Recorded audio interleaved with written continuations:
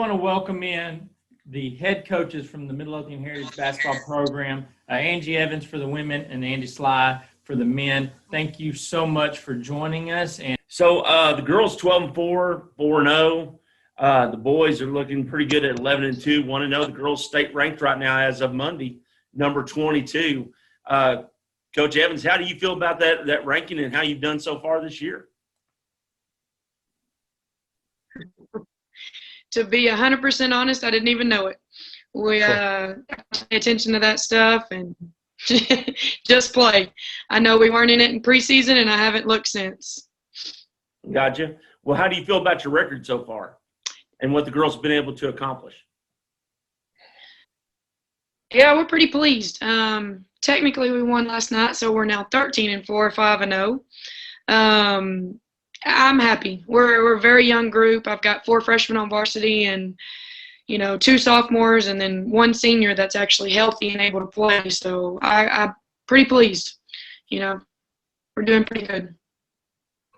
well, Coach Sly, first and foremost, I'm going to have to ask, as trying to look up your stats, you got to help me out on max preps.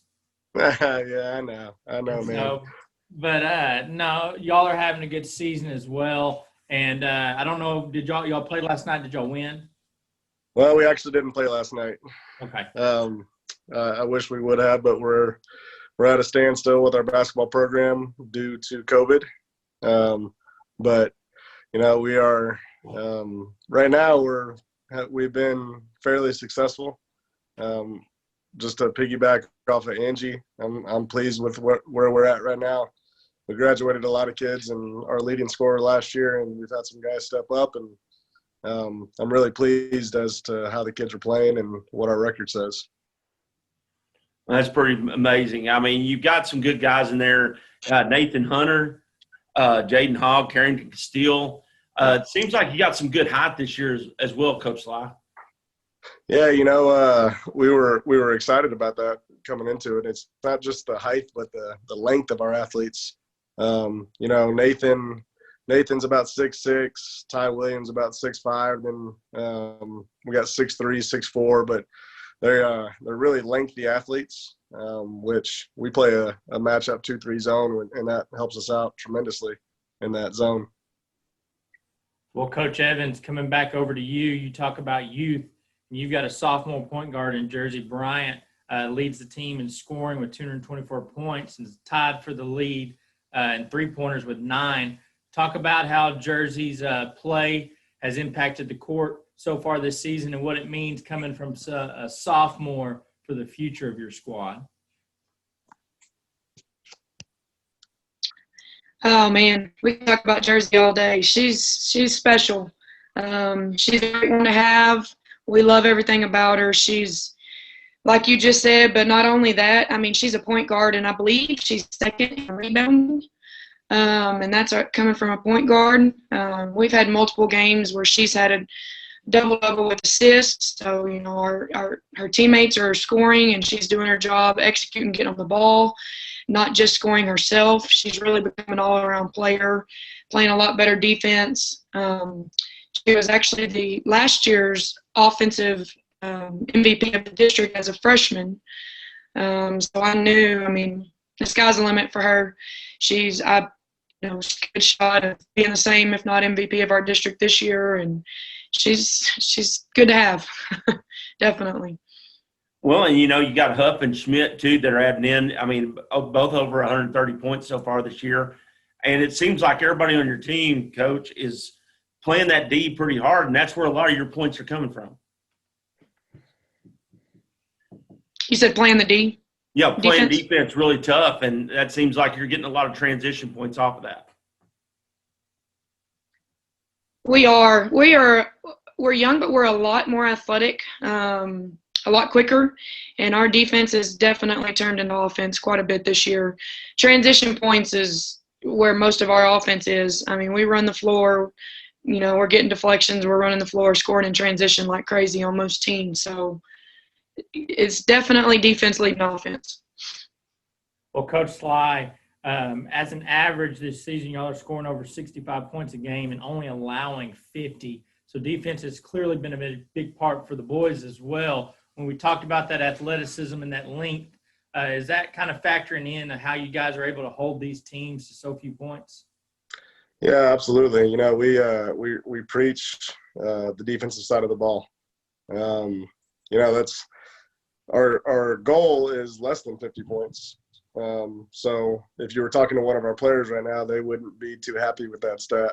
But you know, when you're averaging 65 and giving up 50, that's you're going to win a lot of games that way. But we preach the defensive side of the ball, the length and the speed and our guard play with Hayden Wilson and Greg Johnson and Austin Waltz. They're just smart, quick, athletic guys that can play the top of the zone. And then the bottom of the zone is lengthy, tall athletes that's helping limit teams' second chance points and how much they're scoring per game. And then our press helps us out quite a bit. Like y'all were saying, transition basketball, we score a lot out of our press, and that length and athleticism helps there as well. And for both y'all, you know, how has team chemistry been built a little bit different this season? And I know that's one thing that y'all both pride on is how the teams interact with each other. But how's that been built a little bit different than the past seasons due to the circumstances that we're under? Coach Evans? Yeah, it's definitely different. It's a whole new world this year with COVID and restrictions. We're limited tournaments, no tournaments, where we're used to going, both boys and girls used to going on an overnight tournament trip. And, you know, kids spend tons of time together there, and we're not getting that, and not getting the team meals and all the bonding time there. So really, you know, the bonding has taken place in the little things like, you know, film sessions and, talks after practice and before practice and little things like that, you know, a lot of times kids are ready to get out the door, but they don't really get to see each other near as much. So they've definitely been wanting to hang around and stick around after practice, get shots up, and, you know, spend a little more time together that way, because that's really the only time we're getting to see each other. And for us, it's been tough, like I said, because we have 4 freshmen on varsity. So it's a pretty different team from last year. But they've really gelled well, and our young kids, great kids on our team. I think we've got a really, really good group, and they've gelled well together under the circumstances for sure. Coach Sly, what about your team, man? Yeah, so Angie said some really good things about not having the overnight tournaments and whatnot. Our thing has been this entire year is that we're all in this together. There's not one single person having to wear a mask. Every single person in the gym's having to wear it. There's not one single person that's immune from the virus. We're all in this together, and that's kind of been a point of emphasis for us. And you know, when you're in it together, and everyone's having to do it, it kind of brings you together just naturally. So you see the bonding and the team chemistry just come naturally from having to wear the mask and having to wear the mask while you lift weights. And you know, it's a crazy year. And as you know, right now we're postponed, but we're looking forward to getting back on the court and rescheduling the games. And I know that it's killing the kids, and just like it is me, but it's part of it, and it is what it is. That's what we keep saying. It is what it is. We can't do anything about it. So, Gotcha. Well, Coach Evans, coming to you. At this point in the season, I don't think either one of you would complain about the records, and we talked about that. But what are some things, maybe some positives on both sides of the ball that maybe the girls have exceeded your expectations, or maybe it kind of caught you by surprise, like, man, we're doing that a lot better than I thought we were? Are there any things that your team's doing that have really stuck out that you're like, hey, we're way ahead of schedule of where we need to be? Yeah, a lot of little things like I know you mentioned Jersey and her scoring ability, but we've had multiple games where everyone on the team has scored. When you go and you look at the book and it's, 6, 7, 8, 5, 4, and it's just all the way down, everybody's scoring. Just being able to get everybody involved and everybody's playing and getting minutes, that's, to me sticks out because, like I said, with all the new pieces, it was, I didn't know for sure. Like, were we going to be able to do that? Was everybody going to be able to contribute that needed to? So that's a big one that sticks out in my mind right now. The one thing that, me as a coach, I pride myself in is rebounding, and we focus hard on blocking out and making that part of who we are and making sure it's happening. I preach it. I think it's kind of underestimated by a lot of coaches and, not taken as serious as it should. And super, super happy to say, and my kids would tell you, that we have not lost the rebounding game in a single game that we've played this year. We've won the boards every game. So that's definitely a huge one that we're proud of there. So. Coach Sly, coming over to you, kind of the same questions. What are some positives that have kind of caught you by surprise, or maybe really led you to believe that your boys are moving at a pace that I guess it makes you happy, would be one way to say it. Yeah, absolutely. When you asked Angie that question, my answer and her answer on the offensive side is the exact same thing. We thought we were going to be pretty top heavy in our scores. And we've been where, Jaden Hogg might have 7 points, but Carrington might come up with 12, and Hayden with 15, and Greg Johnson with 13. And, it's been pretty balanced all year long. And I've been very pleased with that because, we lost, like I said, last year we lost our leading scorer, and we didn't know where it was going to come from. And some guys have really stepped up on the offensive side of the ball. Defensively, I've been very, very pleased, very happy with our press. We're one of those teams that we're going to press you almost the entire game, win, lose, or draw. We're gonna make sure that if we lose the game, you're walking off with your hands on your knees and you're tired. So I think our press has been very beneficial to us this year, and I think we've done a really good job with our speed and athleticism and length. And I've been very, very pleased and with that aspect of the defensive side of the ball. Well, and Coach Evans, we'll start this one off with you. What makes it so special coaching there at Heritage with the types of kids that y'all have had over the past years?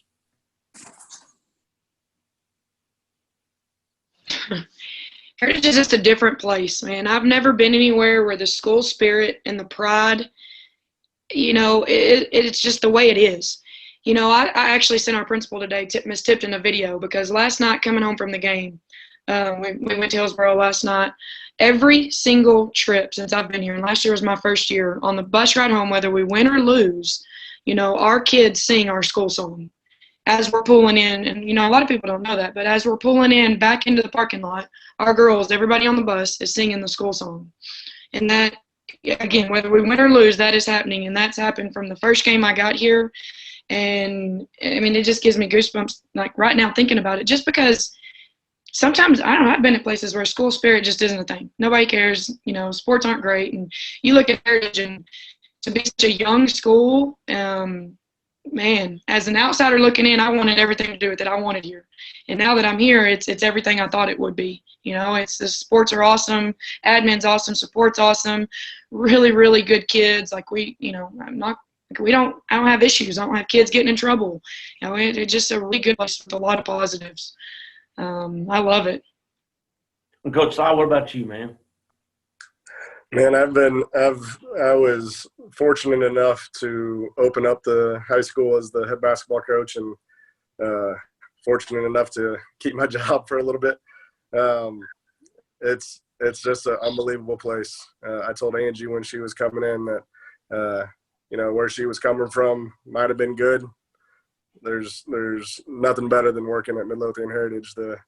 Like she said, the administration, from Miss Tipton to Coach Wigginton to Coach York, they all support us in good times and bad times. It's been phenomenal, and this year especially with the circumstances that we're in, our administration has stepped up, and we're just grateful to be playing the game. It's awesome. The kids, man, they're awesome. They work hard, smart kids. Their parents are great. It's a coach's dream, really. And we promote multi-sport athletes, and our kids are doing everything under the sun to help our school out. And it's awesome to see the kids compete and play what they want. It's just a fun atmosphere to be around. Well, hearing from both of you, what it sounds like when you're talking about the culture and the atmosphere at Heritage, even the distribution of the ball on the court, all this seems to add up that you don't have a leadership problem at Heritage, and that's you're cultivating some great leaders on both the men's and the women's team. So, Coach Evans, start with you.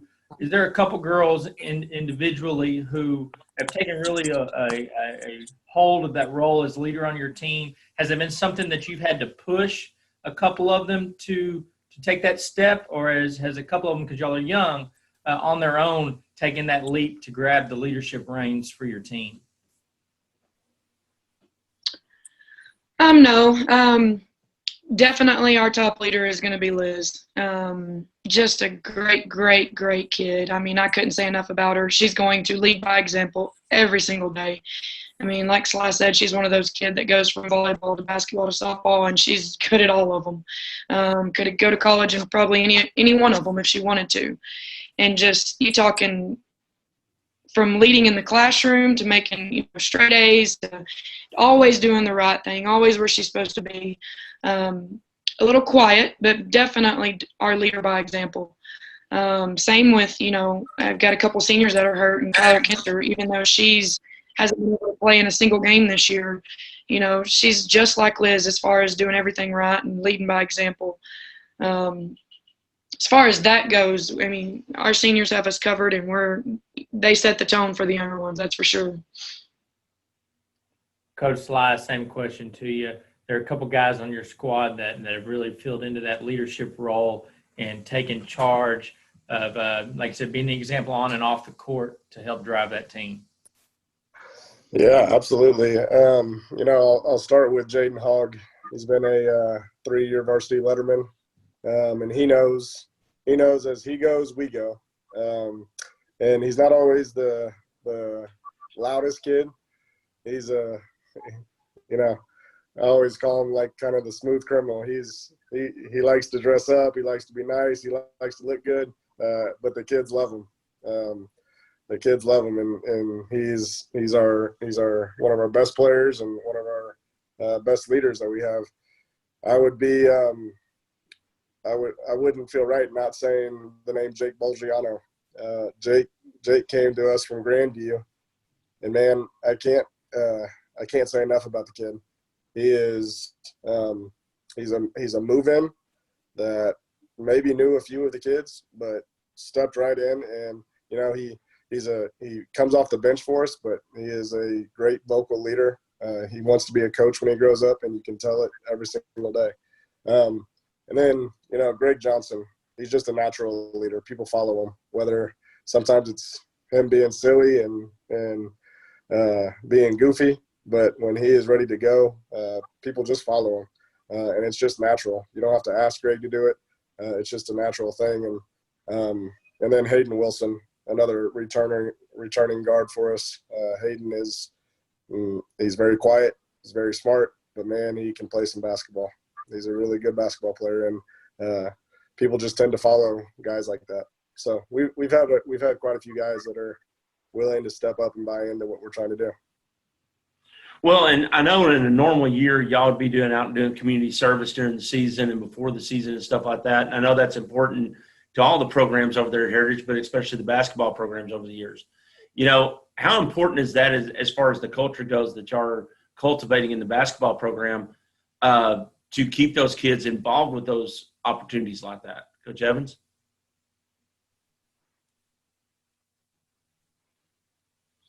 Yeah, I mean, it's very important. Of course, we want to develop basketball players, but more importantly, ultimately want to develop successful, strong young women in society. And, something that we've always done in the past is we volunteer for the Non-Hodgkin's Leukemia Lymphoma Society. Last year we took the girls and they did a event, and we're able to give back all day long in that way with the Big D climb. And then both the girls and boys usually get to do the Special Olympics basketball tournament. And we hosted that, and the kids get to ref and be a part of that. And really, get in that community and make a difference in those kids' lives. We have several elites for him, several of his athletes and mine that are in PE class, and, that kind of stuff's important. I mean, yeah, you want to win, you want to compete, but you want to teach your kids what life is really about and giving back and being, a good person in society. And you're right. I mean, unfortunately, COVID has stopped a lot of that. We're not allowed to stop education right home from a game. We're not allowed to, do anything. Just has to be able to still be able to win and do our best to still try to make an example and remind the kids and talk about those opportunities that they can do on their own, and when we can't do them right now as a team. Well, and Coach Sly, do you see some of your players reaching out to do those things that have been in your program for a while, even though COVID's held the team back? Yeah, when you asked the question, my first thought was some of my alumni guys that they don't necessarily remember beating a team in the first part of the season, and they might remember a playoff game, but man, they remember those times where we go to Manor House and we help out with the Christmas gifts, or we have a food drive, or they really remember affecting people's lives, and like Coach Evans was saying, is that's what's important. Is it's not necessarily about winning or losing games. It's about making better people when they walk out of our doors. So yeah, our kids are really good kids, and they like to give back. Like I said, Jake Bolgiano, I know he's helped coach a youth basketball league. We just have really good kids that are willing to do stuff like that and understand the importance of it. Awesome. And before we let you guys get out of here, we'll go with you, Coach Evans, first. Kind of give us a look ahead of what's going on for Heritage Basketball, and anything that you want to say to any fans out there to either give them a heads up or get them to come out to that gym, support the girls. Yeah, for sure. The guys and girls are split this year, so it's, girls in the gym. So definitely come out and support. We're almost halfway through district. We have a bye this Friday, and then we play Ferris on Tuesday at home. We only have 4 home games left, so we'd love to see more people out. And we had a great turnout, great fans, great, support. But obviously, the more the better. And definitely looking forward to getting over that hump and that first playoff win and getting that and going as far as we can. Awesome. Well, what about you, Coach Sly? What's the look ahead for the men's basketball team look like? Well, we got a week off here, and hopefully our program gets rolling again. And then as soon as we get rolling, we got to make up some games. We got to reschedule some games, so we're going to be playing a lot of games back to back to back. Tentatively right now for the 13th, we're going to play Ferris at Ferris. The 14th, we're going to play Waxahachie Life at Waxahachie Life, and the 15th, we're going to play Alvarado at Alvarado. So we got 3 big road games back to back to back, and they're really good teams in our district. So it's going to be a great challenge for us. And then we're going to get kind of back on schedule in district. But what I would say to the fans is please come out, please show these kids some support for all the hard work and sacrifices they've had to make. But just be safe, be healthy, wear your mask, do all the things to help us keep our program playing. But it's been a fun year, and we're looking forward to finishing off on a good note. Well, we know both y'all are going to do great things this year on and off the court, because that's the kind of people that y'all are. And we really appreciate what you do for the community of Midlothian and the county of Ellis County here, and being that representation out there. We'd like to thank y'all for joining us here tonight. I appreciate it. Thanks for having us. Thank you. May our pride always be unparalleled. May our traditions live on and on. May our dreams be big, but our hearts even bigger. May we never be too busy to smile, too old to dance, or too tired to care. It's what makes us Texas, and it's what makes Pinnacle Bank happy to be here. May we always be part of your community, because we're not just a bank in Texas, we're Texas in a bank. Pinnacle Bank, the way banking should be.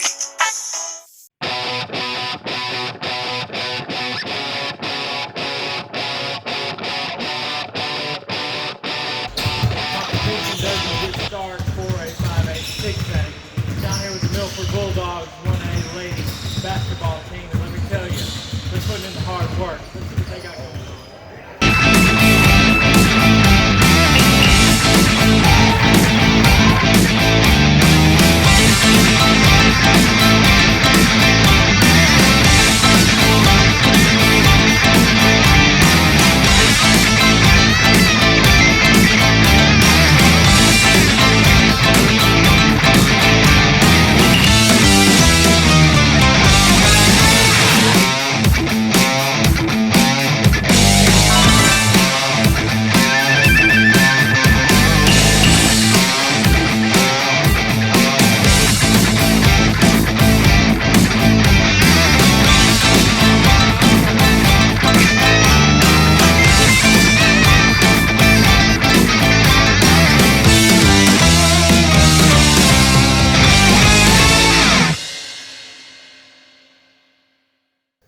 We're here with Milford girls basketball coach Larry Williamson.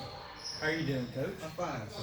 Good. We appreciate you taking the time to join us, talk a little bit about your season, and I guess start off, it's a pretty successful season. What are you, 7 games in? We're actually, I think 6 or 7. I'm sorry, with the break, I'm confused, but I believe it's 7 games in. I think we play 7. We're 6-1 right now. Well, I noticed on the schedule you had a couple games that were scheduled over the break. Yes. Did those end up getting postponed? Yes, pushed they back? did. We did not play any of the games in our break. In fact, our last district game before the Christmas break got postponed, and we're going to make it up when we come back Wednesday. So. And so will that be your first game back after Yes, sir. break? That's Awesome. our first game back. Awesome. Well, I guess to start off, how are things? I know 6-1, like you said. I know that you had a big game against Hubbard. Didn't quite go your way, but then you played kind of rival Avalon and took it to them a little bit. So overall, how do you think the season's going for you? I think it's going pretty well considering the circumstances. We talked about in the beginning, we're just happy that we get to play. You know, our girls are really excited for the opportunity just to play. You know, obviously, like you said, we lost to Hubbard, which is our only loss this year. But we feel like we're a better team coming back after the break. We got to really slow down and work on some things. We were playing a lot of games in a week, and so didn't really give a chance to practice. You know, and like we talked to the girls, we're not gonna make any excuses. It is what it is. We knew that coming in to this year was gonna be kind of crazy with scheduling games and playing more than 2 games a week sometimes. But I really believe that moving forward, we're gonna be a better team for it. Awesome, awesome. I know we had a chance to watch practice and appreciate you letting us come in and do that. And one thing it seemed like that really was emphasis, especially that back half, is the ball handling skills. I kind of want to touch on it here, especially at this level. When you got a team, and you got some pretty athletic girls, when you got a team that takes care of the basketball, how much does that give you a leg up on your opponents when you're controlling the pace, controlling the turnovers and stuff like that? Yeah, sure. That is pretty much our game plan as far as what we do as a team. You know, we try to cause havoc on defense, make it hard for our opponents because we understand that, as you mentioned, at this level, not many teams have 5, 6, 7, 8 girls that can handle the ball pretty well. And so, knowing that, we kind of focus on that in our practices.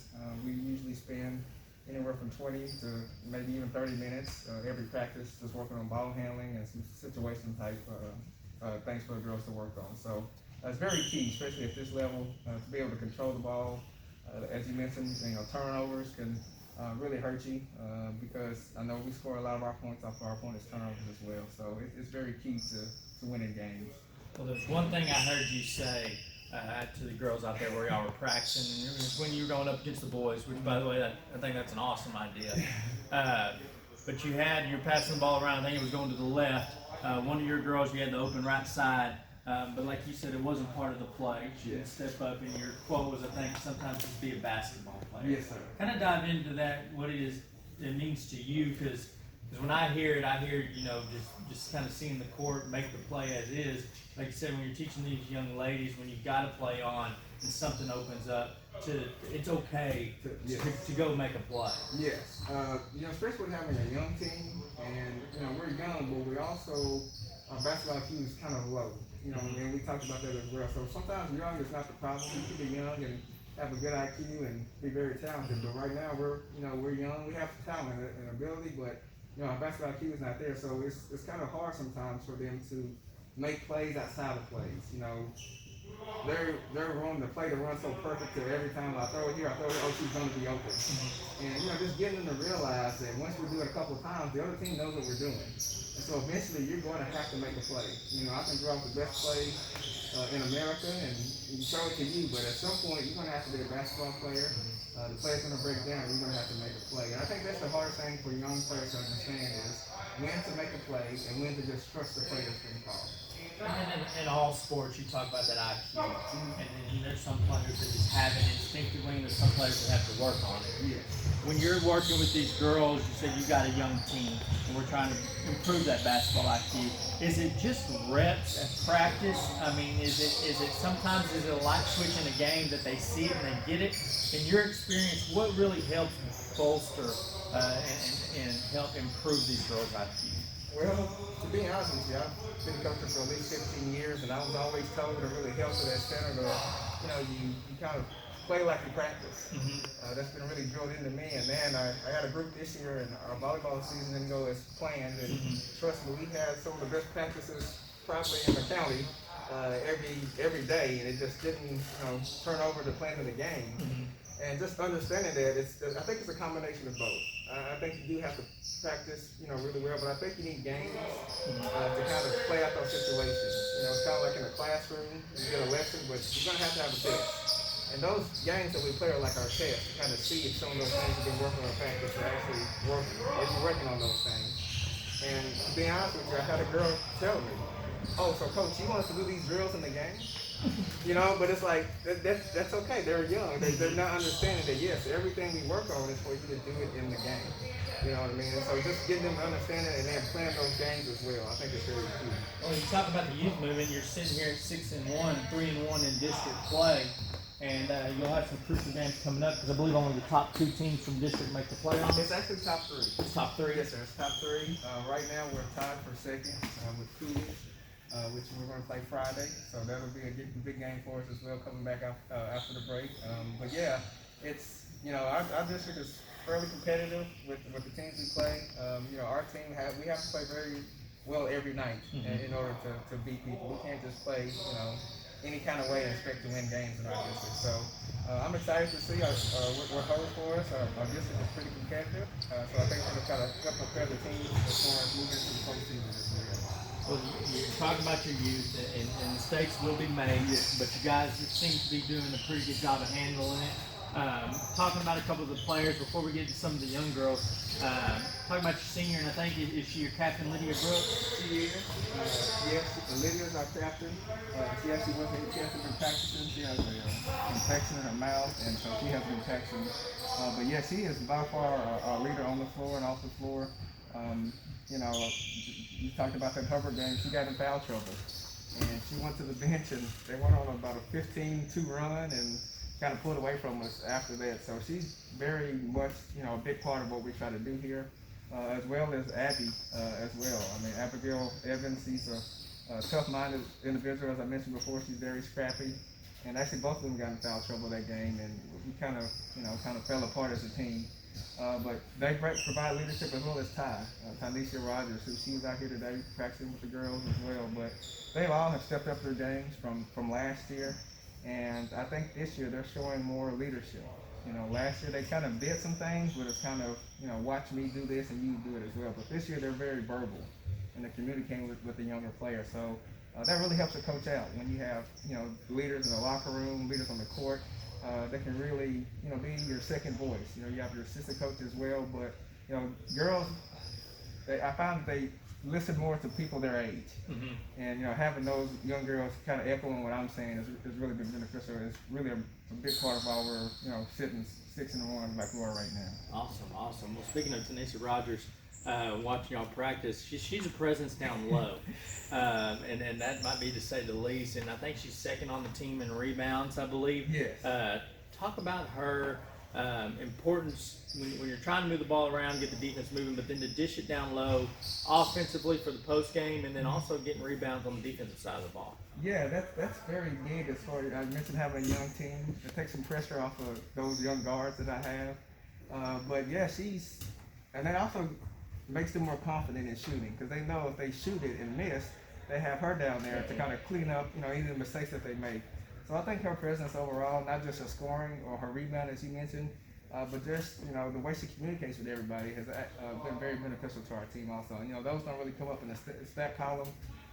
Nobody gets a district honor for being a good captain or whatever, but she's really been a leader as well for our team. Well, good. And another part of the game that I want to touch on here is, especially it seems at this level, and it may be for y'all's success, is the fast break play on offense. Is that something you're trying to emphasize, especially when you're coming up the court? Are you trying to play it fast, or you want to set it up like y'all were working on at the end of practice, setting up your plays?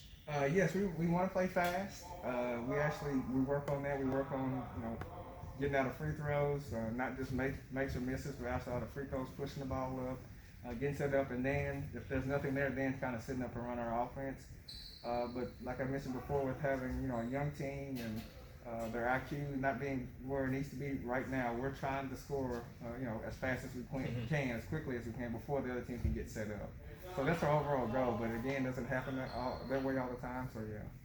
And being a coach for a young team, and you're trying to set that foundation on the defensive side of the ball, is it easier for these girls when you're looking at how you set up? Is it more you want to go man to man? Is it more zone?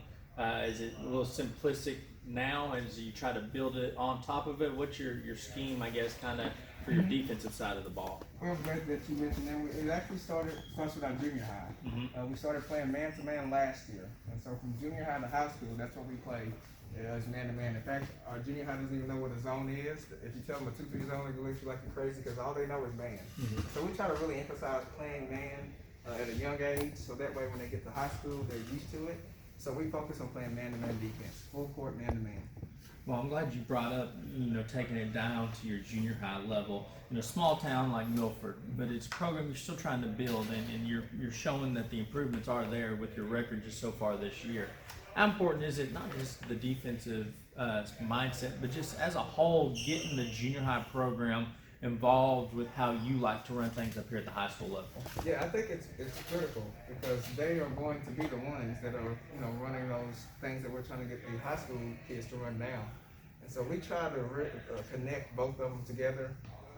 We have things put in place so they can look forward to being high school and playing on varsity. We mentioned, like you mentioned their record, we mentioned that. We mentioned the fact that we got to go interview with you guys. We try to let them know at a young age that their opportunity as they get older, or if they play as a team, that people are going to recognize that. And I think that's critical for building a program. Is to get everyone to buy in, the parents, the junior high, the elementary, the staff, the administrators, get everybody to kind of buy into the program. Because everybody wants to be a part of a winning program. You're winning, everybody wants to come to, and I told the girls that, I said, girls, we're going to base our success based on who's in the stands. I said, if we see people that we've never seen before in the stands, we know we're having a good season. And so I think that's what it's about, just getting everybody to buy in, getting the talent to buy in to what we're doing, so to get that extra support. And what stinks about that is with COVID going on, it's sometimes hard to get people in the stands. That is very true. Yeah.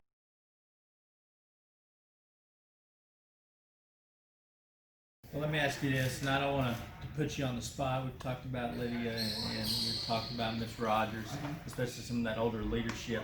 What's a name or two from your underclassmen that maybe we should be looking out for, especially the second round of district, to help propel you all forward in the future? Yes, Tanaya Gates Simmons, she's a freshman. She's actually our leading scorer. She's our little guard. She was the one I was talking to out there in the middle of the court today. She's our leading scorer. Lanaya Brooks was actually Lydia's younger sister. She's a freshman. She's our second leading scorer. And then there's Kaylee Rigsby, who in her first game coming, I think she scored like 20 points. And so our freshmen are probably our most athletic of our group. But they really play well with our seniors, and then we have a sophomore as well. So I think just those three being kind of the core of what we're trying to do, and then bringing in some younger people up behind them will be very critical. But those three are three names that I think that people will hear more of in the future for Milford Woodall basketball. Awesome. And it just sounds good when you've got three freshmen that are kind of leading your team, and know that as the district grinds on, you've still got those seniors that are putting in the time. So it's almost like a perfect storm to help you guys out, especially moving forward.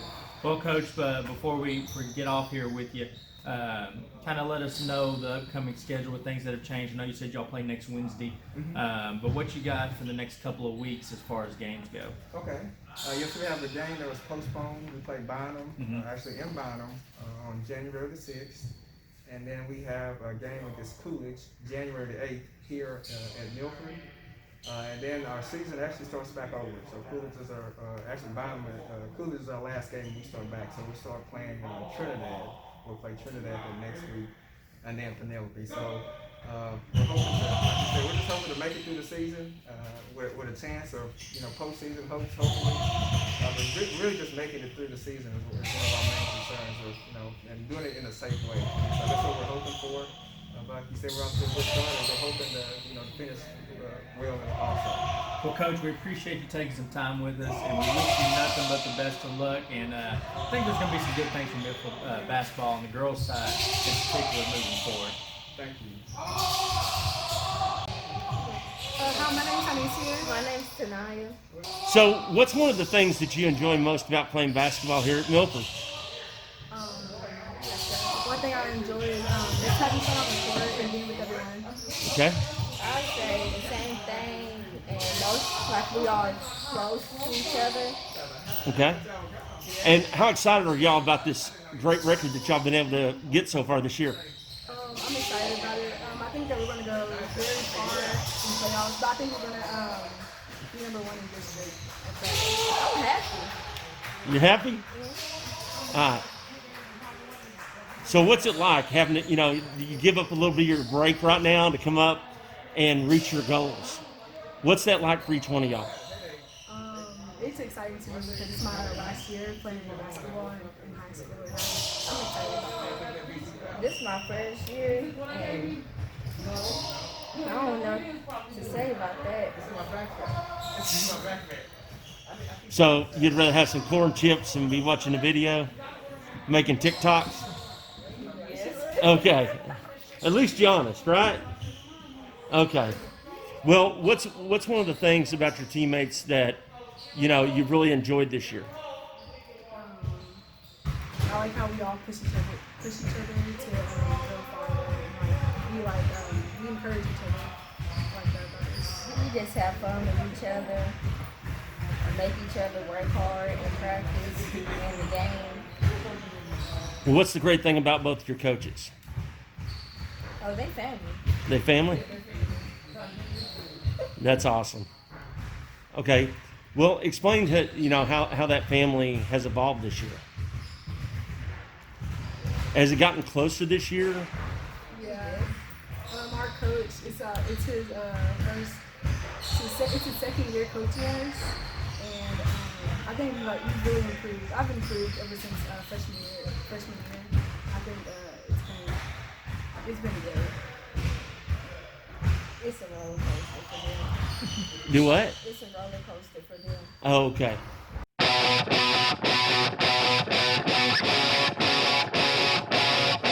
May our pride always be unparalleled. May our traditions live on and on. May our dreams be big, but our hearts even bigger. May we never be too busy to smile, too old to dance, or too tired to care. It's what makes us Texas, and it's what makes Pinnacle Bank happy to be here. May we always be part of your community, because we're not just a bank in Texas, we're Texas in a bank. Pinnacle Bank, the way banking should be.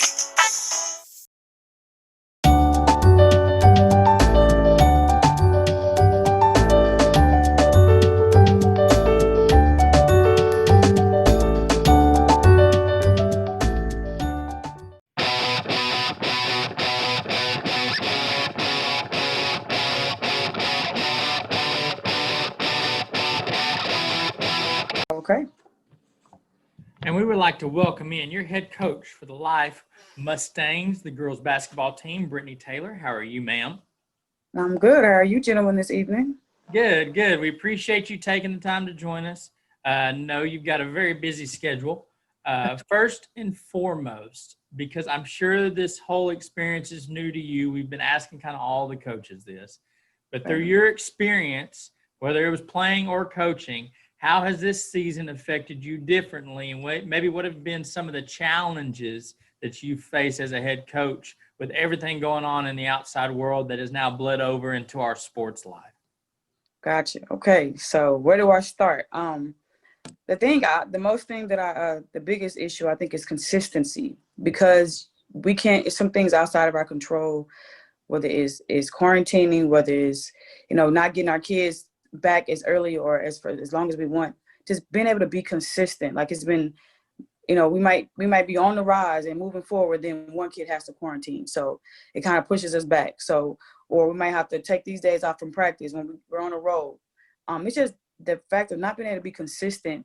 That's the biggest issue with this, and then having to adjust to, all the new changes. The social distancing and wearing a mask and just not being able to be free as we have been in the past. Like that's the biggest thing, and it's trying to keep these kids under control, because focus is another big deal too. Like it's just so much going on. It's so hard. We already have focus is always an issue on the girls' side, but having all these outside issues and having so many adjustments to make, focus has been really hard to obtain. Well, Coach, how do you get these girls? When you got a big play going on, you go on a good couple minute stretch, and they want to congratulate their teammates when the other coach calls that timeout. How hard is it for them to control themselves in that kind of environment? Well, it's hard. They don't as much, We just have to kind of like, hey, back up, close up, but it's really tough. Like we try to monitor it as much as we can, but it's like it's going to come out. And we want our kids, because we've struggled with intensity. So we want our kids to pick each other up, and we've even struggled with confidence. So we want them to, every chance we get to congratulate someone, we want to do it, but you got to maybe do an air five instead of actually, what we normally would do in the past. So it's tough. It's tough. I can tell you that it's really tough. And I'm sure there's some cool ways to come up with to make it unique. My question, though, is when you're dealing in these situations, always in before team chemistry, the girls can get together at practice, at school, at Whataburger, at home. And now that we're doing more of, hey, you got to be careful who you go around, or else you may be stuck for 2 weeks by yourself. What's the team chemistry been like, and how has it been different to build that this season? Okay. We've been kind of unique. Some of our kids, like we got Zoom calls that they do, and we call them little Zoom parties, when we try to get together at least once a week, and just kind of get on there and talk and chat and get to know each other. Also, too, when we do have them in our presence, we try to take advantage of that time. So we use bonding time where we might have lunch together, where before a game we eat together, make sure we're there, we are talking and getting to know one another. I remember one game, it got canceled on our way to the game. Wow. And we were just stopping to get food at Chick-fil-A. And we was like, man, we got the call. We was like, you know what? We're going to make the best of this. So we sat on the bus while they ate, and we talked, and we did a get to know you activity where they all had to share something about themselves that no one else on the team might have known. And they kind of, that was a start for us. And this is really how this team, we just got to take advantage of every moment that you get, those small moments in the locker room before a game. And we're just intentional about praising each other and being around each other as much as we can while we can. Well, Coach, going back to taking advantage of all those moments while they're there, does this not make that senior class appreciate this season even more? It does, and I preach it to them constantly, because, hey, you just never know. And I know they see it, and they saw what all the seniors last year lost out on. Then it does make them appreciate it a lot more. Well, awesome. Well, Coach, we were looking at your schedule, and you've played some tough games, and it seemed like you've had some very high-scoring games, and you've had some kind of low-scoring games. Are you looking for that consistency? Because it looks like as you started district, you've got a winning record at 2-1. At least that's what Max Preps tells us. So if I'm wrong, you can correct me. But it seems that you're kind of starting to roll. Has it been a little bit of trying to find that consistency that has helped maybe sharpen some of the edges as you're getting into the meat of a district? Yes, and that's the major key that I was going to talk about, is just consistency. We are 2-1, thankfully. It's been a battle, though. It hasn't been easy. And I scheduled those tough teams in the beginning just to kind of give them an idea of what it's going to be like. This is how I want you to play. That's my goal, too. Like some of those teams we played, like La Vega and Mejia, they have a run and gun offense. Those defenses are strong, and that's what I want to get our program to. So I want to introduce them to what it looks like and what the reward would be if we can get to that level. So it has definitely been hard, tough with getting consistency. But we got some rolling here. So we're just trying to take hold to it and see where it goes here in the next future. Well, you talked about the early schedule and mixed in La Vega and Mahia. Since tournaments got canceled because of everything that's going on, have you seen the benefit of scheduling those tougher games that you weren't able to get into maybe some of those bigger tournaments? Yes, because it prepared us. I mean, I think the earlier games that we did get to have and against the tough teams, it didn't feel good. It didn't feel, but I think overall it mentally and physically prepared us for what we're going to see in district and the teams that we have seen. Well, and that's the thing. Your district is stacked pretty much top to bottom as well. So, Coach, let's talk about you're going to be feeding off that defense this year, probably from what I've seen about the team and everything. Talk about those defensive leaders and how they're stepping up this year. Okay. I have Destiny Harris. She's a senior, and Leah Sneed. Those are my two go-to players. Those are my two leaders that I have that gives the team their momentum. And when they are playing and rocking and rolling and putting that pressure and giving 110%, my whole team feeds off of that. So that's what we've been able to go on and push forward with was their intensity on defense. And they have some athleticism. I just got to stand on them to make sure they take advantage of that. And that's helped us a lot with our defense. And in the future, we got to depend on some younger leaders to kind of fulfill those roles here next season. Well, always looking for those triple jumpers to come play basketball, right? I know, right? Exactly. Yeah. So, but I mean, you've got a lot of multi-sport athletes as well. And a lot of people don't think about that. And, 4A with the girls side of sports, a lot of these girls play multiple sports. And how does that impact them as far as, their conditioning and everything else to where they're ready to play basketball? Yeah, that's definitely a major advantage they have. Like one of our seniors, Destiny Harris, she played volleyball first. And I didn't have to worry about her missing out and getting in shape. She came in and was rocking and rolling. Like she came in and went straight to work, and she didn't miss out, with intensity. Because also with COVID, that's helped with a lot of teams are struggling with being in shape and get up and down the court because we haven't had the past off season to prepare ourselves and our teams for that. But yeah, it's just those athletes are a gift, and it helps them roll right into the next sport without missing a beat. What do you think that's why a lot of teams are pressing hard up front right now is to try to cause those turnovers and run people out of the gym? Yes, exactly why. And that's where I want us to be. We're not there yet, but I know in a couple seasons we're going to get there. That's where I want us to get to be able to do, because that's the easiest bucket, transition buckets. And if your defense win championships, okay? So that's my main focus, and I want to get that in their head and convince them that, hey, all I have to do is play hard defense. The rest is going to work itself out. Well, Coach Taylor, and I know every year you're going to have leaders that step up and girls that you look to. And then especially in times like this, there's got to be a few that you think that they can handle the challenge and they've stepped up. Who are a couple of girls on your team that have shown that leadership skills on and off the court that maybe have helped develop this team? Okay. I'll lean in towards Leah Sneed. She's one of our seniors, and Destiny Harris. Like those two have really on the court, like they hold the players accountable. They hold each other accountable, and that makes, that's more important. Those two are really, that's who I lean on, depend on, and it's going to be tough because they're leaving us, but we're shaping and molding a few more after them that can get the job done. Well, talking about molding those players to take over, who are some of those players that are stepping up underneath them that, are showing that maybe they're, in the stands, you don't necessarily know who they are, but the girls know who that person is. Yeah, I have two I can think of. That's Kenzie Thomas. She's one of our point guards out front, and our post, Gabriella Williams. Gabriella Williams. She stepped up tremendously. She's our go-to person, defense in the paint. I tell her to guard any post, she's going to get the job done. So she's definitely stepping up and will be one of our major leaders next season. My understanding is that, you've got a good job from her keeping that mama's floor clean in the middle this year.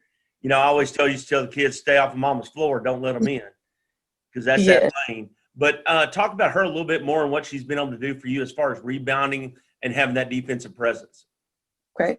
Well, she's just one kid that's going to go hard. She's going to give all she has. And no matter what the job is, what the task is, I tell her what I need from her. She's going to go give it. Like she's going to go give it. She's going to communicate to the others. She's going to help them out and pull them along, those younger players. But she's very vocal, and she communicates, hey, this is what we need to do, this is what we get done. And I know that I can depend on her to get the job done and help those other players along the way. So, Coach, as we're moving in now, did you get to the middle of district to move on to that second round? What is it that you want to see? We've talked about you've got your older, your seniors, your leaders, and these young girls who are going to be taking a step forward to take their places after this year. But what do you want to see towards the end of this season between that group to really help solidify your team and get them ready for the postseason? Just to be more consistent on defense and know their strengths. Like we have some guards that could do a lot of things, but they just don't know their strengths as far as say speed. Knowing that we can outrun a team, let's use that to our advantage. Let's get to the basket. Let's drive. Let's get these transition points. So really just if they can just downhole on their strengths and what they bring to the table and taking advantage of that against our opponents.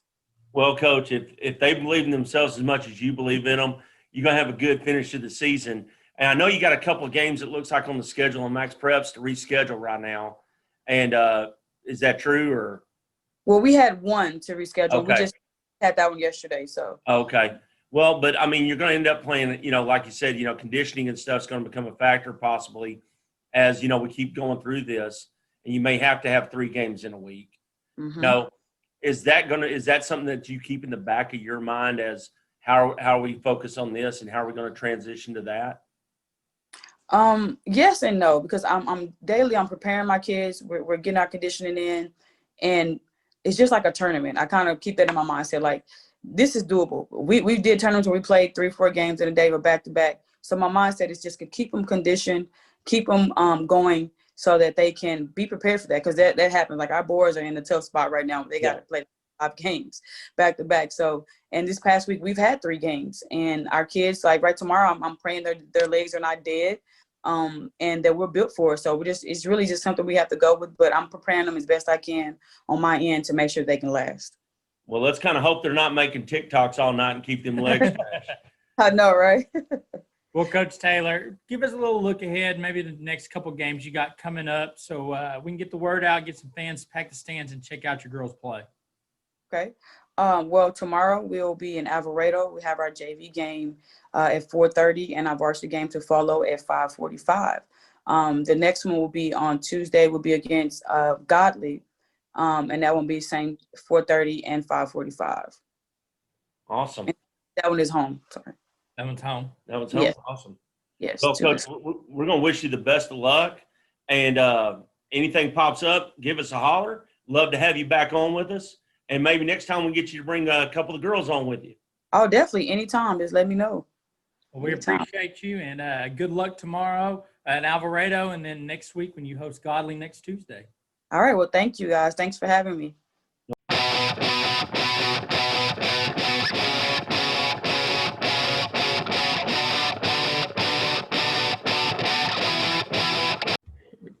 Here we go. All right. So I want to welcome in head coach of the Milford Bulldogs boys basketball team, Arthur Ivy. How are you doing, sir? I'm doing well. How about yourself, sir? Good. Enjoying this rather odd weather for Texas. We were talking about it kind of before we got in here. It does feel like basketball weather, though, kind of. Oh, yeah, it does. And so, oh, yeah, that kind of signifies it, don't it? We're indoors, and it's good and cold, and, we got plenty of it out there. And so, well, we appreciate you taking some time out of your day to jump on here and kind of catch us up to speed and get an in-depth look of your squad. So to start us off, we've kind of been going through this with a lot of coaches, specifically when we have them on the first time to get their response. And I've been getting different responses, a lot of the same responses, but with everything that's going on in the outside world for your coaching experience, how has this year differed than years past? What have the challenges been? And what maybe are some things that have kind of come to light as good things during this pandemic experience from your coaching career? Well, as far as the challenges and things of that nature, we don't have as many young men to come out this year than we did in the past. And I know that, the situation that we're in with the COVID would have something to do with it, just for kids being, careful and, and being worried about it, really. As far as the challenges, the biggest thing we try to do is keep our kids healthy. At the end of the day, this is, it's amateur sport. And we're trying to build these young men for a future here, and just trying to keep them safe as possible. So the hardest thing right now is, having practice with limited people, because, every once in a while kids get sick, whether it's COVID or not, we still take precautions. So practice is a little scarce sometimes. Well, that's what I was going to ask, and it's kind of ties into it, is being 1A. I mean, you've got kids that play every sport. And then you add this on top of it, like you said, you've kind of had the number of kids that came out dwindled a little bit. But being in that 1A, is it hard to get kids to fully commit to basketball, or even if it's just a couple, since they are so interactive in other sports? Or do you encourage them to play as many sports as you can, and you think that helps? Yes, I encourage them to play as many sports as possible, because regardless of what sports you play, the biggest lesson you learn is competition, getting out there and competing. So whatever your main sport is, some kids would call, playing other sports just getting you working on some athleticism, right? Different sports work on different aspects. So athleticism goes all the way around. And then also, again, learning how to compete in different arenas. And when you get to your main sport, it kind of gives you a little bit more appreciation of what competition is. So yeah, I encourage kids to play as many sports as possible, and just, stay active, and don't give yourself a chance to, sit around and not doing anything. Because at the end of the day, when kids hang out and want to do lifting and things of that nature without the supervision of coaches or what have you, sometimes things get missed, or they don't really know exactly what they need to work on. So going from sport to sport, it just helps out in athleticism. Well, one thing that I've heard mentioned, we've talked to a couple basketball coaches this week, both on the girls and the boys side. This may be a reoccurring theme, but I want to see if you've seen it as well. It seems with everything going on the outside, since schedules had changed, tournaments weren't being played like they were in past years, that teams have come out and they've found themselves kind of out of shape. I don't want to say completely out of shape, but there's been a lot of fast break ball, especially by teams that have been successful, of just running down their opponents. Have you seen that trend? And is that something that you try to utilize with your squad, is really putting pressure, playing fast, trying to wear that other team out? I've seen it because, like us, we've only played 4 games. And we've had probably 4 of them canceled due to COVID. And so, the running aspect and being in shape and things like that, it kind of helped us out. Because I feel like the best way to get kids to be conditioned and able to run or what have you is to line up and run as hard as you can, and with time and things like that. But running the floor and just getting familiar with game speed, that's a problem. It causes a big problem for that, because you can't really replicate game speed in practice a lot, especially when you have what you have, and then you play other teams and they're a lot faster than what you are. So not playing games, it hurt, just to get some of that familiarity, some things that they see in real life speed. It kind of hurts us. I want to ask you about team chemistry. I was a baseball player, got to play through college, but I know everybody before this year never had to deal with this. And so team chemistry was something that if you wanted your guys together, or if they wanted to hang out, there was no issues there. Now everybody's got to be careful, because like you said, you go hang out with somebody, you got COVID, now your games are canceled. What is the building team bond been like this year? I'm sure the kids have known each other, but trying to build that chemistry when also trying to work around being safe, being healthy, so that way you can get on the court and play. Yeah, like I said, being in a small area like this, these kids, they grew up with each other. And so they know each other. That helps out.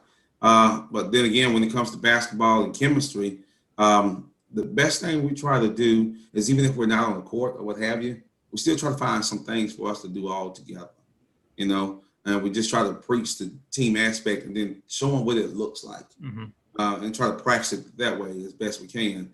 Going out and hanging out and just having a meal together and hanging out and playing bowling or something like that. Those things can't happen right now. So we try to do as much as we can in the classroom, and just kind of hang out with our mask on and have some conversations. And, and then the good thing about it again is all these young men, they've grown up together. They know each other. They know each other's family. And so that helps out a lot, being in a small school. I can imagine it being a little bit different if we're in the bigger school, coming from a metroplex. Well, let's we've talked enough about the outside world and the effects of COVID. Let's dive into. I know you've only gotten to play 4 games, but talking about the team specifically, give me a couple of the boys that have really stepped up. We'll start on the offensive side of the ball, and who have really kind of made their mark and maybe took a step forward more than what you expected, and potentially helping to lead this team. I have 2 young men that I know specifically, especially my point guard. He's a freshman, and he's a little smaller guy. And so we wasn't sure how he was going to translate, especially playing against grown men, 18-year-old seniors and things of that nature. But he's been pretty well. He played pretty well. He's actually leading this team very well. He's leading us in a couple of games that we played. And he's also been able to run the offense and keeping our young man running the offense as smooth as possible. His name is Amir. And we have another young man, he's a freshman, and it's Landon Williamson. And right now he is our leading scorer for the year. And he just does so many things. He brings the ball up the court as well with Amir. But I would say those 2 freshmen are, who's leading our team. And with them young men being freshmen, by the time they're seniors, I think good things are going to happen for Milford. Because those 2 young men, they were the leaders on our middle school team last year, and then they come as freshmen, and they are leaders on this team as well. Well, I can tell you we've been to a couple games and I got to see Amir play, and he is on the shorter side right now, but you could definitely see that he's got probably the most heart out there. And that dude hustles up and down the court. From your words offensively, are you looking more from your guys? And it's great that you got 2 young guys doing it, because like you said, that gives you 4 years that by the time these kids are seniors, I mean, it should be something special. But offensively, are you looking for these guys to start taking more shots, or are you wanting more post-game, down low, really attack the basket? We're looking to do a better job at spreading the floor. We don't have a lot of post presence. And when we do have the post presence, they're not, really your traditional post players. I have a young man that he can play down there. He's the tallest one we have, and he has the best leaping ability. But turning his back to the basket is something that, he's not well with right now. But our main concern right now is spacing and being able to run the floor. And I think that'll give us our biggest advantage. We can get guys out in spacing and moving the ball as fast as possible, getting the zones to the lag behind the ball movement, and then that give our younger guys or our smaller guys a chance to penetrate because we're small and faster. I think that's where we're trying to go with our offense. And then try to put a little bit of pressure on the defense as far, like I said, with moving the ball. Well, speaking defensively, when you're trying to play fast and make that pressure, are you looking to do more of a full court press, half court press? Because it seems like, especially, I know at all levels, but at the 1A, 2A level, whoever wins that turnover battle generally wins the game. And it seems like whoever can put that pressure like you're talking about. So are you really trying to force turnovers and play quicker? That way it translates over into that transition basketball for your offense? Yes. So we started the season off trying a few looks, a few press that we like. But due to our size, we have some heavier kids as well. We're not able to really pressure or press traditionally. So we take 3 guys and let them press up top and drop our 2 bigger guys back. But the whole purpose of that is, yes, to make the offense play as fast as possible and let our young men get into passing lanes. And, I think that will help us out a little bit better if we get jump passing lanes, because if we get them down to half court offense or defense, a lot of teams have been able to really post us up and beat us down low. So that's really been our problem. So we thought that, well, if we can put pressure on them, anybody can, if they get a steal, anyone can dribble the ball 3 times and make a layup.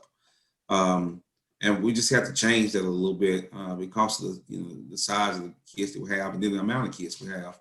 At the beginning of the season, we had 7 young men. And now we were lucky to get a couple of young men back. Mm-hmm. And so we should have a better look now this next few games. And so who knows, we may be going back to pressing just so we can get the pressure on people. I think our speed has always been our blessing. And so I think that's what we're going to try to go with, to try to get as fast as we can up and down the floor, jump passing lanes, try to do without reaching and trying to, steal balls. But if we can get the other team to pass us the ball, that's where we'll be able to get out and transition and run a little bit better. And that's really what we're looking to do. Well, you mentioned you dropped down to 7 at one point, and I get what you're trying to say, but from your coaching experience, how tough is it when your depth is kind of depleted like that, just based on numbers, where you don't have the availability to keep those guys as fresh? How big of a issue is it to have? I mean, even if you've got the best 7, they've got to play pretty much almost 48 minutes in a night. How tough is that versus when you do have those couple extra guys, just keeping those guys' legs fresh? Yes, that's really the big thing, is trying to keep guys as fresh as possible. But you can get away with it if you have 7 guys total, but you can run, and that's where conditioning comes into play. That's why I was saying that, getting your conditioning done in drills is all fine and dandy, but again, you can't really simulate that game speed in drills. And so there's nothing like putting your foot on the line, putting time on the clock and running. And so we've had teams before that we had 7 guys and we can run all game long. And it's just something that you got to train and teach your body to do. Now, the other side of it is if you have 7 guys, but you only have 3 that can actually run, then that's a different, aspect of it. And so, that's where it becomes a little bit tough. Do you try to run with those 3 and let the other 2 sag? Or do we just walk the ball up the court and just try our half-court offense? Try to incorporate all 5 instead of, separating 3 and 2 and making it a little tougher. I get what you're saying. Yeah, and so we have, a group of kids, but like I said, we don't have really that standout guy. And so we have a lot of kids that have a lot of things that they can do very well. And so this year, we have to be a little bit more creative on how we move the ball, who we get the ball to, and, scoring situations, how we play some rebounding. And that actually determined the type of defense that we started running now here of lately, because of the rebounding was hurting us, and so we have to change a little bit how we get our defense and the position that we put them in. And so we can rebound the ball a little bit better. But we have 5 individual young men that have 5 different things that they can do. And so the trick is trying to incorporate all that together.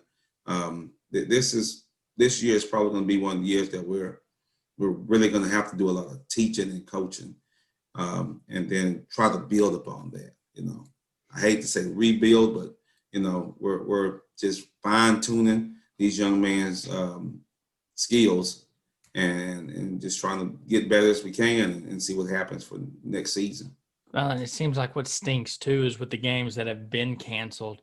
Like you said, you've got a young team, and I think every young team has to go through that learning how to play as a team, not play as individuals. So it sounds like it's a bad combination. And it's not that y'all are set up for failure or anything, but it does seem like your guys got to figure out how to play together. And it came at a time where now you've had 4 games canceled because of COVID. It just stinks. And I hate that for you guys. Yeah. It's like, say, we started the season off. We won the first game of the season. And so, and especially with those young men, they're hyper, they pumped up, they're ready to go. First varsity game and we win it. and then we don't play again for 3 weeks. Mm.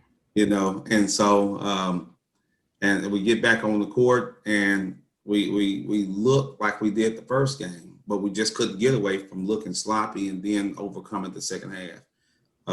And so again, this season is unusual. But again, what we get out of it is we get a chance to test our character and get a chance to, you know, to see where we're, you know, how bad we want to get better, or how bad we want this, you know, and see what type of man we're made out of. Well, I can tell you, it seems like an underlying message from most of the coaches we've spoke to, but and I can definitely tell it from you, is that while in a normal season you do get the full slate of competition and everything's moving really fairly quickly, it does seem like the message now is with this season is not that things have slowed down, but from a coach's standpoint of now we're trying to teach these kids to appreciate and understand more of the little things that sports teach you that don't necessarily you see just on the court, that you also see in everyday life. It seems like these are amplified during this season compared to as seasons past. Oh yeah, right now, especially with them being so young, this is a very, you know, precious moment for them right now, because, you know, depends on how bad this season or well this season goes. It can go either way for these young men. You know, if it be too difficult or too discouraging, who knows if they would even come back to play next year. But at the end, we don't want to say, well, it's COVID. We'll just chalk it up to COVID, and then we'll just do what we can and make it through. No, we still want to give you the full varsity experience, but it's definitely tougher. But again, we have to do what, you know, our original assignment is as coaches, and that's being teachers. And so if we can teach them the game as best we can, and we can get them to play hard. That's one thing I know about my young men. These young men, regardless, they get out there and play hard. And that's the testament of their character. We can do that. I think everything else will fall in line. But again, there are certain things that you have to know before you can call yourself a winner.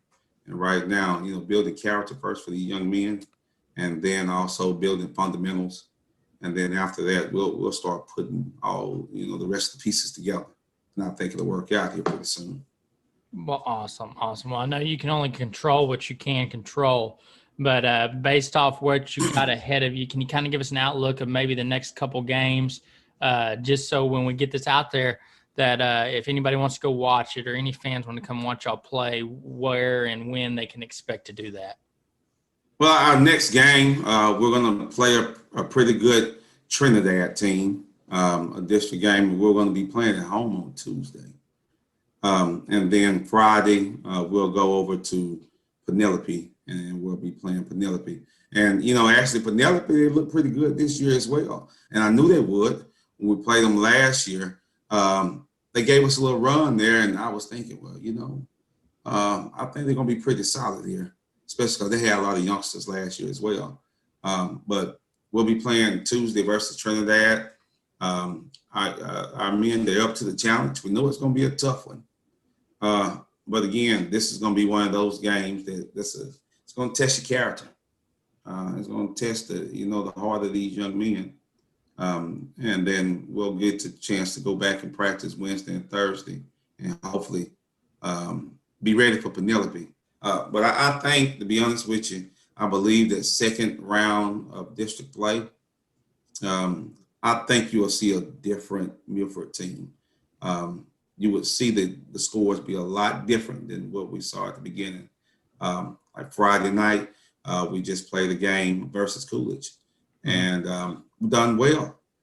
Very close game until I believe the fourth quarter, when it kind of got in a little foul trouble. They made some free throws and things of that nature. But right there, back and forth game, and it was good to see the young man get out there and fight and score almost 50 points in a ball game that we hadn't been close to that. So something's working. And I know it's these young men, and they have the desire to get better. So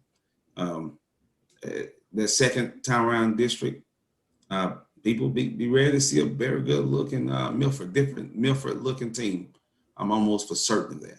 Well, awesome. And we look forward. We'll get out there and watch you guys again. And but we wish you, your staff, and those boys the best of luck. Appreciate you jumping on here with me. And then if you got time in the future and want to do it again, we would love to have you on. Well, that sounds good. I would love for my assistant coach, Coach Dunny Cleanfield, to be on next time as well. He had a little something he had to do, but he's been controlling our offense, and he's been working hard with these young men, and you can see the improvement on them. Well, good, and he's more than welcome to join. Just let us know. But we wish you and the Bulldogs the best of luck moving forward, and hope you go get them, Coach. Yes, sir. I appreciate it. Thank you so much. Thank you. May our pride always be unparalleled. May our traditions live on and on. May our dreams be big, but our hearts even bigger. May we never be too busy to smile, too old to dance, or too tired to care. It's what makes us Texas, and it's what makes Pinnacle Bank happy to be here. May we always be part of your community, because we're not just a bank in Texas, we're Texas in a bank. Pinnacle Bank, the way banking should be.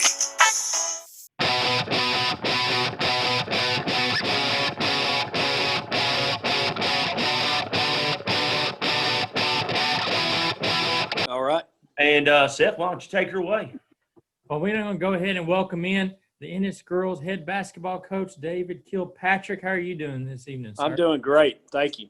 Well, we appreciate you jumping on with us. I know you're a busy man, so we'll go ahead and jump right on into it. My first question, kind of, we've been asking to a lot of coaches, but based on the scenario and everything that's going on in the outside world, how has this season been for you coaching compared to years past?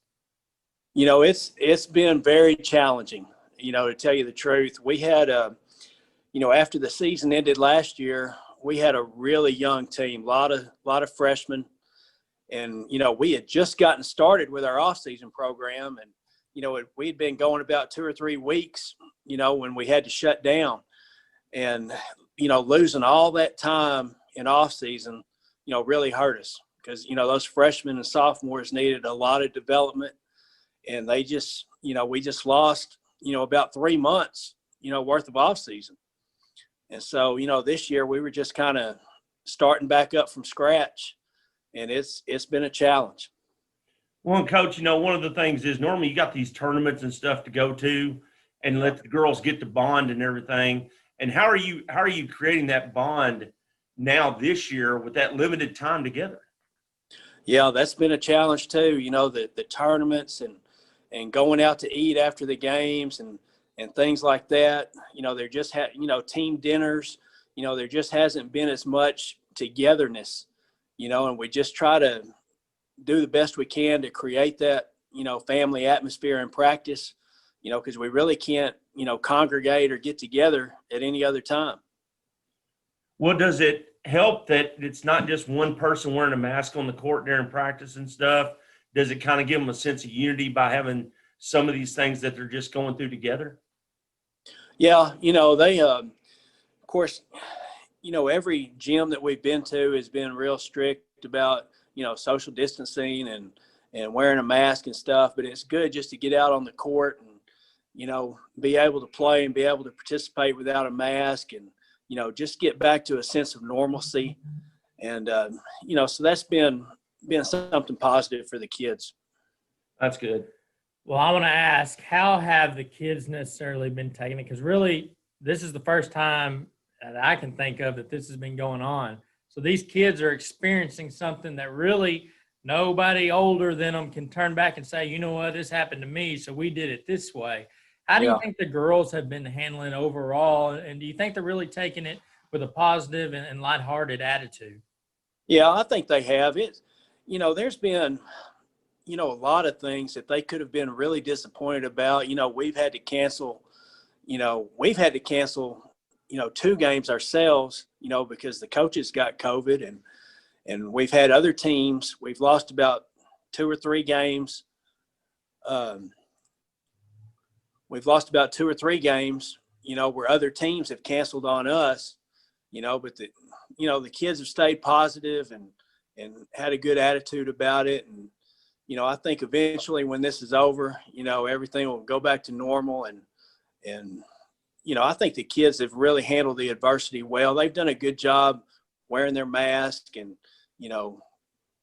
paying attention to all the rules that we have at school. So it's been a positive overall.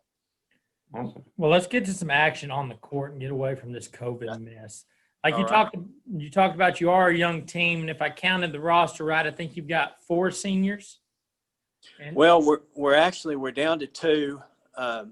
We had one that was in a different, organization, and she didn't have time to play with us really. And then we had one of our better seniors had knee surgery recently. So we're just down to 2 on the court. And so, but that means that the bulk of your roster are underclassmen or juniors, which will Yes. have another year. And like you said, I know last season, the offseason cut you short, but looking at some of the girls, it looks like especially Riley Pace, Haley Pace, just to name a couple. Talk about the play of these younger girls. And even though you didn't have an offseason, now that you've hit the court during this season, some of the ways that they've developed and helped kind of show the improvement of this team as it keeps rolling through this season into the future. Yeah, I think the main thing is we've done a better job, practicing. Last year when they were, freshmen and sophomores, it's tough to learn how to practice at the varsity level, because the speed of the game and the speed of practice is a whole lot different than if you're playing freshman or JV or junior high. So the kids have done a better job at practice this year, and that's carried over into the games, because last year we played a really tough schedule. We got hammered, pretty good, quite a few times, and it's disheartening, but the kids have bounced back this year. And, we always talk about closing the gap. If somebody beat you by 50 last year, we may not beat them this year, but we can close the gap and we can play teams tougher and, just try to do that year after year. And eventually, we'll come out on top. Well, and Coach, talk about Kiana Robinson. She's leading your team in assists and total rebounds right now, and just the effort that senior's giving you out there on the court. Yeah, Q's had a good year. She's she's one of our better shooters, and she's not real tall, but she's a good rebounder. She does a good job of blocking out, and she's having a good senior season. We're coming down the stretch. Hopefully we're going to be in a playoff race, and she's going to be a big part of that. Well, and, you got to love those girls that are undersized but know how to get in there and block out, like you said. Yeah, we've never had a lot of size, Yeah. Since I've been here. And so it's important, to, just to use our strength. We're in the weight room all the time, and, it's important to get in there and block out and be physical and mix it up. Well, Coach, let me ask you, when you're undersized, and that doesn't necessarily mean that you can't win, especially in basketball. There's other ways around it. How important is it then for you, for these girls, especially working on their transition game? Their fast breaks, getting those turnovers, even though you might not have the size, but it seems like if you've got the stamina and, like you said, the strength, maybe to get those girls tired out and beat them up and down that court. Yeah, and that's when we finished last season. That's the one thing that we were working on. Was just tempo. We wanted to play fast. We wanted to take quick shots, good shots, but quick shots. And, that's something, the games where we've had success this year, we've been able to play at that pace. The games where we haven't had success, a lot of it is because we can't get stops. We give up offensive rebounds and give up, easy baskets. So that's part of the learning process. As we get better defensively, then that's going to help us in our transition game. We've got some good athletes, at the junior and sophomore level. And, our 8th grade class is really good too. So, hopefully as we build, we're going to play faster, because that's been really our trademark, since I've been here the last 15 years, because we've never had any size, but we've always had good athletes, and we've always been able to press and run. And, we've just had a little bit of a downturn the last couple of years, but we're getting it turned around. Well, and I can always attest that y'all have always been able to have sharpshooters from that 3-point line 20 foot out too. Yeah. And is that what Ashante Grimes is doing for you this year? Yeah, Ashanti, she's kind of a streaky shooter, but she's had some really good games, against Alvarado in particular. But she can definitely fill it up when she gets hot.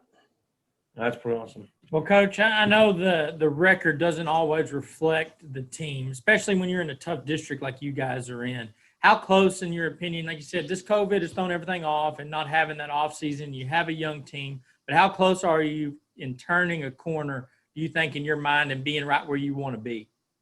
You know, I think we're a year away. I really do. I think next year is going to be a turning point for us. You know, Red Oak is kind of far and away the best team in the district, but, you know, Midlothian, you know, is solid too. But, you know, after that, I think there's room for us to catch these other teams, you know, in the coming year. I think what we're missing right now is, you know, a dominant playmaker, you know, and that's something we've always had in the past, you know, whether it was Taquana Ross or Coco White or Kiera Glenn or Jada Cox or Landria Harris, you know, the list goes on and on. We've always had a player that can score at will. And right now, you know, if you look at our top 15, 17 players, you really can't tell a lot of difference between, you know, number 17 and number 1. You know, we need somebody to step up and be that dominant player that we can lean on offensively. And, you know, so that's something we'll be focused on in the off season. And, you know, hopefully either have somebody that can score off the dribble or a sharpshooter, you know, from the outside, you know, somebody that can carry us offensively when we need it. Well, I mean, Coach, you got to be really proud of these girls, though. I mean, if you look up and down your roster, you know, the scoring's pretty good from everybody that's going in the game thus far this season. It looks like they're giving you the effort. And how proud are you of what the girls have been able to accomplish considering all these factors against them? You know, effort's our number one thing this year, you know, because last year it wasn't always there, you know, especially when we were playing good teams. You know, we kind of got, just frustrated and disappointed. And, you know, you start losing by 20 or 30, and sometimes you just kind of give up. And, you know, so this year we've been able to turn that corner and really give a good effort for 4 quarters. And, you know, that's the starting point, you know, of getting things turned around. Once we learn how to play hard for 32 minutes, other things are going to start falling into place. You know, it's a sign of maturity. And so we're excited about that. You know, we've had good attitudes this year, and, you know, we're looking forward to the future for sure. Well, it definitely seems like, from what you've described, especially at the high school level, when you're still working on maturity and things like that, when you talk about last year being extremely young, I can see where that defeat, getting beat, will take a toll. And it seems like your girls have, as they've matured, have now realized you keep that fight, you keep going, you keep building. And Yeah. it seems like you've got something good. You host Red Oak tomorrow night, correct, Coach? Yes. We'll talk a bit about the game time, what you expect from Red Oak. You touched on just a little bit earlier, and then also kind of touch on your upcoming 2 or 3 games. Get it out there, maybe get some people out and fill the stands. Yeah, we play at 6:15 tomorrow. We play before the boys. They play at 7:30. And, you know, Red Oak, they've been a top 20 team, you know, for quite a few years now. You know, they're really solid. They're deep. They've got a lot of athletes. And, you know, it's going to be a challenge for us. You know, I mean, our number one goal, you know, we know we're going to have some turnovers against their pressure, but the key is to make sure we're sprinting back, transition defense, don't give up any layups, you know, make sure that we get back, force them to run an offense, force them to shoot jump shots. You know, they've got a couple of 6-footers. You know, we got to make sure that we're putting a body on people and blocking out. And, you know, if you handle the pressure, you know, that's the key. You know, 2 years ago, you know, we didn't have a great team, and Red Oak was ranked top 10 all year. And, you know, we almost had them beat twice just because we took care of the ball. You know, so that's going to be the key for us tomorrow night. Well, isn't it, Coach? And on any given night, if you come out and play your best ball, you can take on any team. And I just think that y'all have got the capability with the hustle that I've seen out of your girls so far this year. I think y'all can give them a challenge. Yeah, it's going to be – I think the kids are ready. We've had a great week of practice. You know, we had our bye was on Tuesday, so, you know, we had good practices Tuesday, Wednesday, and today. And, you know, I think the kids are ready for district. You know, we lost our first 2 district games, but, you know, we've got University coming up on Saturday. That's a makeup game for us. And, we're excited about that one. If we can beat University and Corsicana and, knock off Joshua next time when they come to our place, we can sneak into that, fourth playoff spot. That's what we're trying to do. Well, awesome. Well, Coach Kilpatrick, we appreciate you joining us. We wish you best of luck moving forward. I know you've got your girls in the right position, and they'll continue to get better. But we hope to have you on again. But thanks for coming on and kind of keeping us updated with the Ennis Lady Lions. I appreciate you guys for having me. Thank you. Thank you, sir.